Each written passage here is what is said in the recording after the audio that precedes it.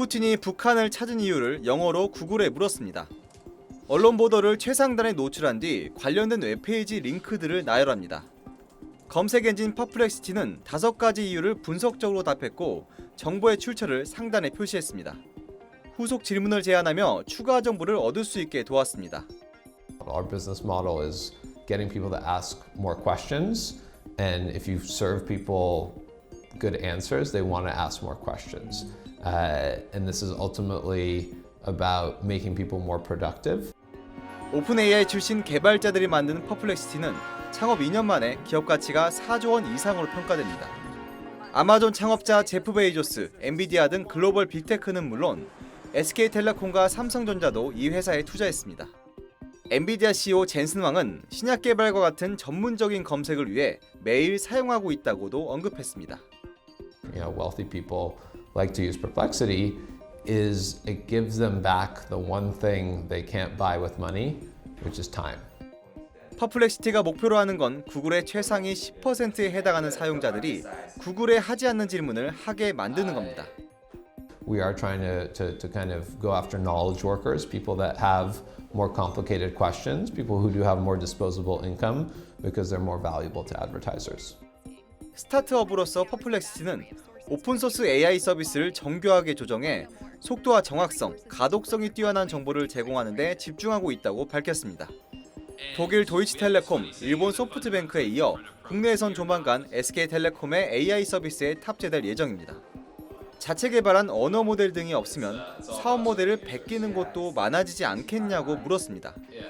We have this philosophy of 1% better every day, and if you multiply that out in the course of a year, that means you're 35 times better. The culture of kind of iterative improvement every day and intensity that we have, that's much more difficult to copy. SBS 홍영지입니다. Every country needs to own the production of their own intelligence, which is the reason why there's this idea called sovereign AI. 지난 2월 엔비디아 CEO 젠슨 왕은 한 대담 자리에서 세계 모든 국가가 자국의 데이터를 바탕으로 각 나라의 사회와 문화를 이해하는 인공지능을 가져야 한다는 소버레인 AI, 즉 AI 주권 개념을 강조했습니다. 이해를 돕기 위해 사례를 들어보겠습니다. 지도에 한반도 동쪽 바다를 표시한 뒤 챗 GPT의 이름이 뭐냐고 영어로 물었습니다. 대답은 시 오브 재팬. 다시 이스트 시, 동해가 아니냐고 묻자 일반적으로 시 오브 재팬이라고 하지만 한국에선 동해라고 한다는 답이 돌아왔습니다. 한반도를 배경으로 한 역사 질문에도 때로는 틀리게 때로는 맞게 대답합니다. 국산 AI 언어 모델 하이퍼클로버 X 개발을 이끄는 네이버의 하정우 AI 퓨처 센터장에게 이유를 물었습니다. 생성 AI의 어떤 특성이나 능력치는 어떤 종류의 데이터를 프리트레이닝 과정에서 배합을 하느냐, 그리고 그 이후에 추가적인 학습, 소위 말하는 파인 튜닝이라고 얘기를 하죠. 이런 어떤 데이터들을 가지고 파인 튜닝을 하느냐에 따라서 성격이 많이 결정이 됩니다.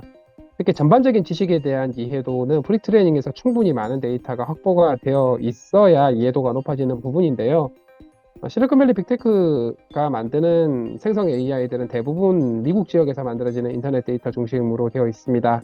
오픈 AI가 만든 챗 GPT가 학습한 데이터의 90%가 영문으로 알려져 있는데 외국어 데이터를 많이 학습할수록 한국 고유의 문화, 역사, 사회적 인식을 이해하지 못하는 답변이 나올 가능성이 크다는 겁니다. 후속 조치들을 통해 고칠 수는 없을까? 근본적인 해결이라기보다는 어떤 임시방편 형태로 각각의 지식에 대해서 건 바이 건 처리할 수 있으면 전반적인 이해도는 낮을 수밖에 없는, 그리고 그 낮은 이해도가 발생하는 것은 프리트레이닝, 즉 사전 훈련 단계 단에서 관련된 지역의 데이터의 비율이 너무 부족하기 때문에 발생하는 그런 관점에서 보시면 되겠습니다. 두더지가 나오면 거기 딱 때리면 걔는 들어가는데 다른 게 해결이 안 되는 거예요. 소버린 AI 찬성론자인 하정우 센터장은 미국 빅테크가 만든 AI 모델이 중심이 되는 세상을 이렇게 예견합니다. 어디에서 만들어진 데이터가 다수를 차지하느냐가 그 AI의 성격을 결정을 하게 되는데, 실리콘밸리에서 만든 AI는 당연하게 미국 지역, 북미 지역이 가장 큰 시장이다 보니까 미국에서 만들어진 인터넷 데이터를 가장 많이 활용을 합니다.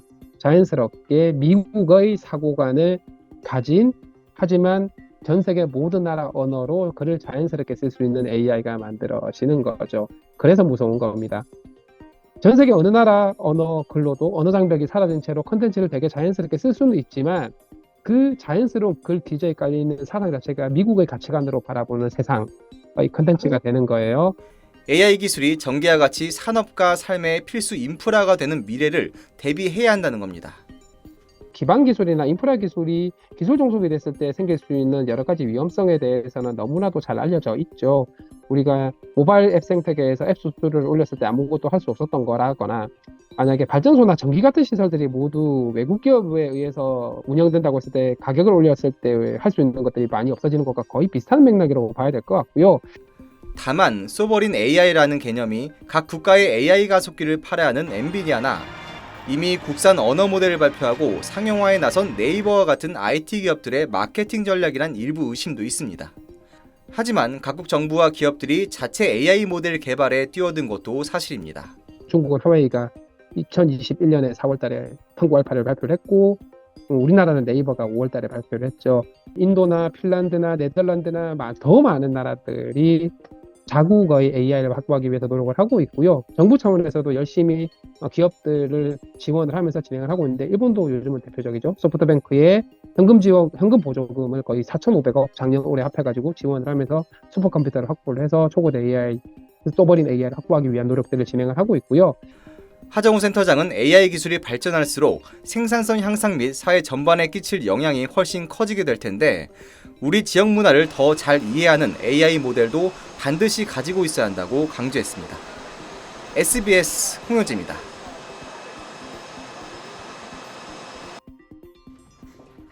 앤드류 용 미국 스탠퍼드대 교수는 인공지능, AI 분야 4대 석학으로 불립니다. 그의 딥러닝 관련 논문들이 전 세계적으로 25만 회나 인용될 정도로 많은 AI 연구자들의 선구자입니다. AI 글로벌 포럼 참석차 한국을 방문한 은 교수를 SBS가 만나 1시간 동안 인터뷰했습니다.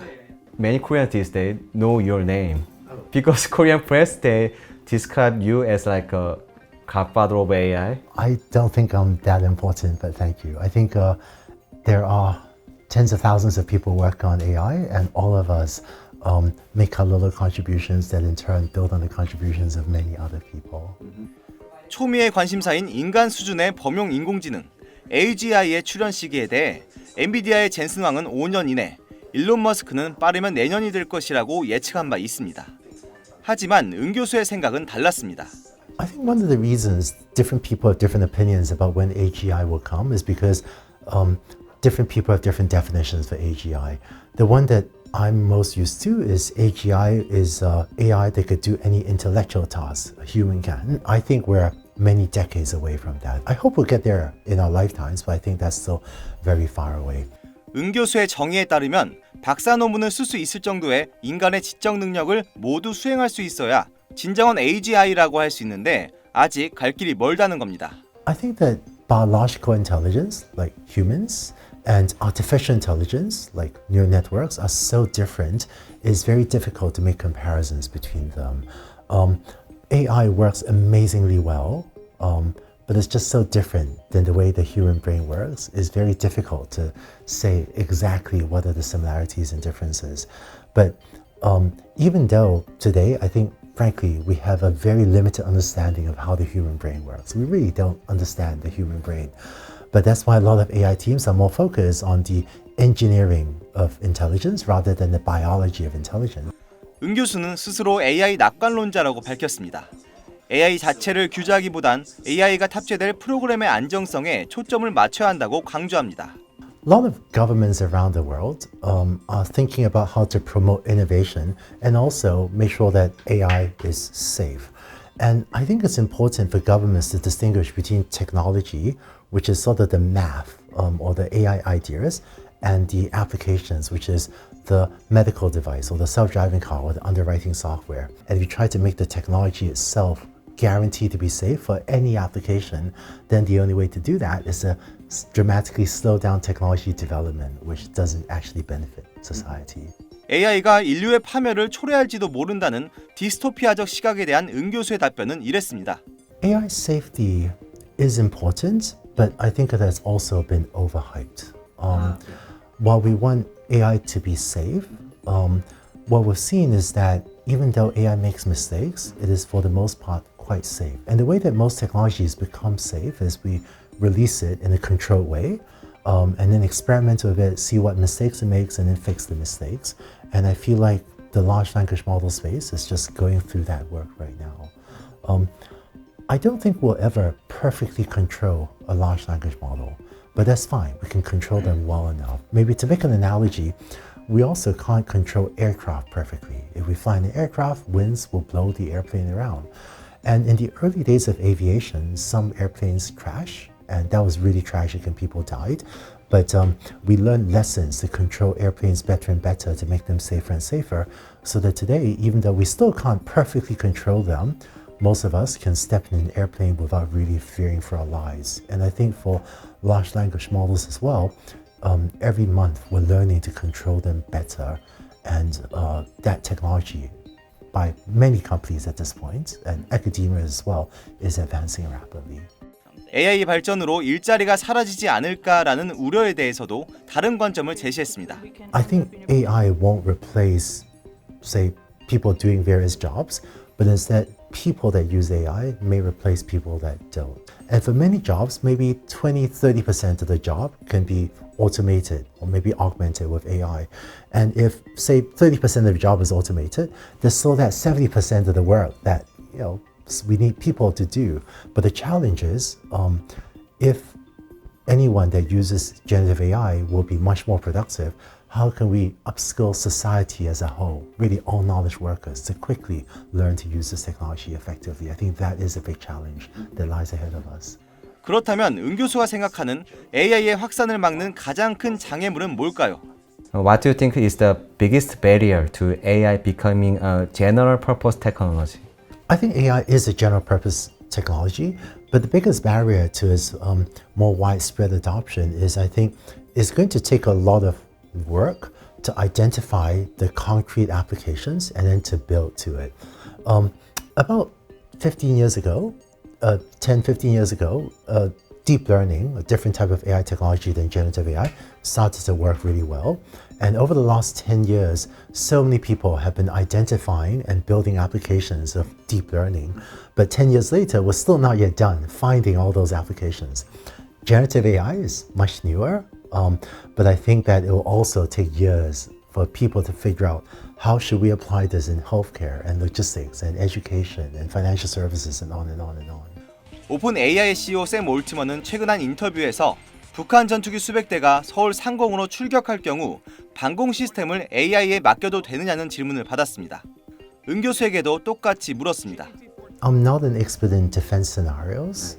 It's probably a good thing if well-run democratic nations have access to AI tools to use it to protect ourselves, because certainly adversaries do have access to AI tools. I think this is a very difficult decision, how to balance the need to protect lives, which is paramount, and to safeguard human rights, while at the same time giving democratic nations the tools they need to protect themselves. 은 교수는 초창기 인터넷 발명 이후 누구나 온라인 서비스를 개발했던 것처럼 AI의 발전을 위해선 자유로운 오픈소스 형태의 개발 환경 구축이 중요하다고 말합니다. 하지만 AI 기술을 독점하려는 일부 대기업들의 우려되는 시도도 목격했다고 밝혔습니다. So there are large companies that have made large investments in training foundation models for whom it's really inconvenient to have to compete with open source, because if you spend hundreds of millions of dollars but someone open sources a similar model, then the value of that investment is significantly degraded. I have been seeing lobbyists really intensely hyping up fears and dangers of AI in order to try to get governments to pass safety laws. Over the last year, I think a lot of the strange risks, like relating AI to nuclear weapons, which is an analogy that makes no sense. AI makes things more intelligent, nuclear weapons blow up cities, so I just don't see any relationship. AI는 빅테크 기업뿐 아니라 스타트업들에게도 기회의 장을 열어줄 것으로 은 교수는 전망했습니다. With most ways of technological disruption, there's room for the incumbents, maybe big tech companies, to thrive, but there's also lots of room for new startups to thrive. And sometimes the marketplace is competitive, and there will some companies will do better than others. take the internet revolution. With the rise of the internet, some startups, such as Google and Amazon, did really well. But there were some incumbent companies like Microsoft and Apple. Those were pre-internet companies. Those did really well as well. So with the rise of AI, I think there'll be incumbent companies, some of the large cloud companies, large tech companies that I think many of them will do very well. But there are also lots of opportunities for startups to build many things that I don't think the big tech companies will. Not every company will do well, but there are so many opportunities. 은 교수는 AI 연구의 최신 트렌드로 AI 에이전틱 워크플로우를 소개하고 있습니다. 에이전틱 워크플로우란 인공지능의 추론 단계를 분할해 AI 모델이 스스로 산출값을 비판적으로 점검하고 결과를 도출하도록 해 효율성을 높이는 새로운 연구 방식입니다. Many people use large language models like ChatGPT or Gemini by prompting it or typing a command to have it write an essay. And that's a bit like telling an AI, please write an essay for me by typing from the first word to the last word in one go without ever using backspace. And people can't write well like that. But despite the difficulty of this task, I think AI does it quite well. In contrast with agentic workflows, we don't require the AI to just write from start to finish. Instead, we let it take multiple steps, like we may ask it to first write an outline for the essay, and then do some web research, then write a first draft, then critique its first draft, then revise the draft. And with this type of agentic workflow, we let the AI write a draft, think about it, revise the draft, think about it, and iterate many more times. And this results in a much better work product. And I think this is a very important technology trend that is letting AI do much more than was possible before. 이와 관련해 은 교수가 눈여겨보고 있는 기업 혹은 연구기관이 있는지 물었습니다. There's a lot of different research groups, as well as a few companies using agentic workflows. So some names, I was really impressed by the work of a research paper called ChatDev. ChatDev, ChatDev. I think MetaGPT did good work.